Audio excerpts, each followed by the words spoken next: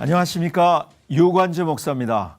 12월이 되니 날씨가 많이 달라졌습니다. 그러나 진짜 달라지고 변화되어야 할 것이 있죠. 바로 우리의 마음가짐입니다. 성탄절이 있는 올해의 마지막 달 가장 겸손한 모습으로 우리를 찾아오신 주님을 생각하며 겸손으로 사랑으로 주님의 탄생을 생각하는 계절이 되었으면 좋겠습니다. C채널 매거진 굿데이, 오늘은 12월 2일 화요일입니다.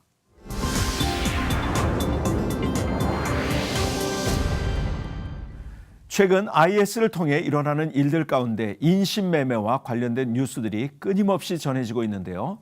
아프리카 서해안이나 시나이 사막에서 그와 같은 일들이 일어나고 있다고 합니다. 어떤 내용인지 지금부터 만나보시겠습니다. By that time, I had lost sense in both of my hands. It was the result of the accumulated torture, but mainly because both of my wrists were tied up so tight and I was hanged up from the ceiling for 3 days.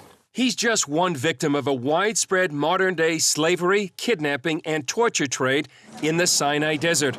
You can find many pictures and videos of this horrible practice on the internet.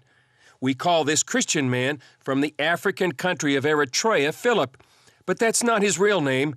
We covered his identity for his protection. In some cases, we were tortured just because we were Christians. Sinai was always a place for human smuggling, but since around 2 years ago, even a little bit more, it started to be also a place of human torture. Shahar Shoham is with Physicians for Human Rights. They've documented more than 1,300 cases of torture in the Sinai. Those survivors, like Philip, made it to Israel. But most of the torture cases are not documented.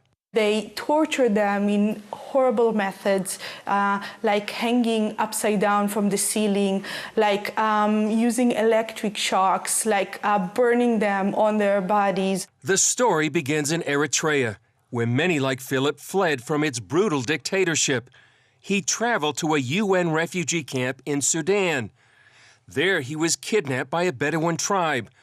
They transferred him, along with many others, through Sudan, Egypt, and all the way to the Sinai Desert and their torture camps.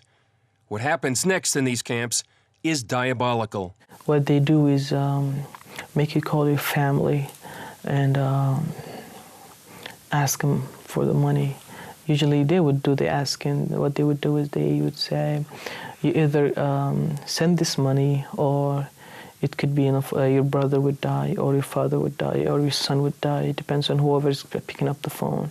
And while you're talking to your family, they would pour molten plastic on your body so that you would scream, and perhaps they would thought that might persuade our families to pay or collect the money faster. The tribesmen demand what for most poor Eritrean families is a king's ransom. The ransom fees right now can go up to $40,000 for an individual and even $50,000.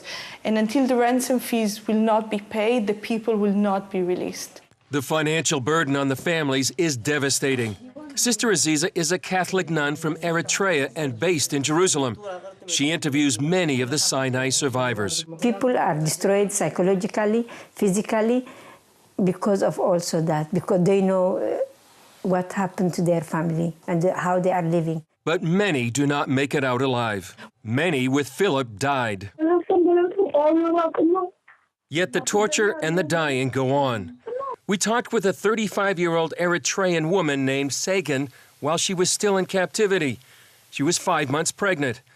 The kidnappers give them cell phones so they can call their family and friends to beg for money. Maron Estefanos, an Eritrean human rights activist living in Sweden, arranged our conversation. We talked via Skype, linking Sweden, Jerusalem, and the Sinai Desert. It was sobering. You could hear the strain in Sagan's voice. They're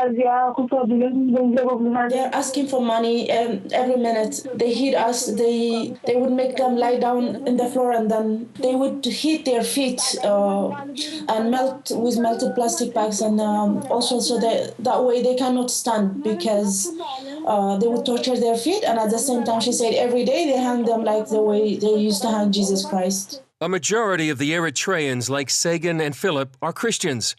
Many don't survive. There are around 7,000 people that went through these torture camps and 4,000 that died.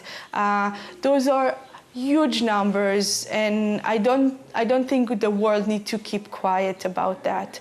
Philip miraculously survived and made it to Israel, where he received life-saving medical treatment. The location of these torture camps is no secret. Their location and whereabouts is known already to many high officials. But so far, the government of Egypt hasn't done anything about them. The only way out of this problem is for the international society, for the international community to put pressure on the Egyptian government to release these victims, to stop these human traffickers. Majed El-Shafi, a human rights activist, believes some of the American financial aid to Egypt could be used with conditions to help these victims. Every American listening to us right now, not only Americans, anybody in the world, you can make a difference. You can contact your congressman, you can contact your senator, you can show them that you care about these issues. If you send an emails or fax or you make a telephone call, you can save a life. Chris Mitchell, CBN News, Jerusalem.